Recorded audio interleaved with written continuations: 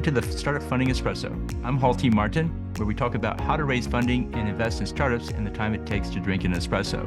If you have a question about startup funding or investing, please go to the website, startupfundingespresso.com, and type in your question into the chat bot in the lower right corner to receive an answer. I hope you enjoy this episode. Hello, this is Hall T. Martin with the Startup Funding Espresso, your daily shot of startup funding and investing. In startup fundraising, capital efficiency is a key criteria for investors. They look to see how efficient the startup uses capital. Most often shows up in the form of revenue per employee, cash burn rates, and use of funds. To achieve a higher capital efficiency, focus on setting up systems within the business. Systems always achieve a higher productivity rate. Design the work to create a flow process. Some startups design the work to be resource efficient. In this case, each resource, such as a team member, is at full capacity.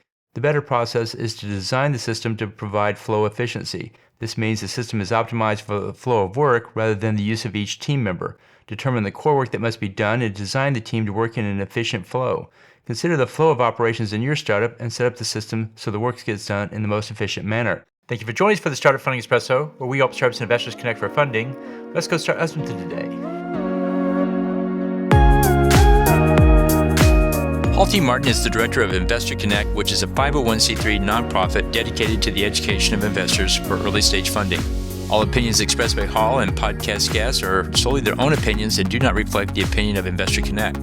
This podcast is for informational purposes only and should not be relied upon as a basis for investment decisions.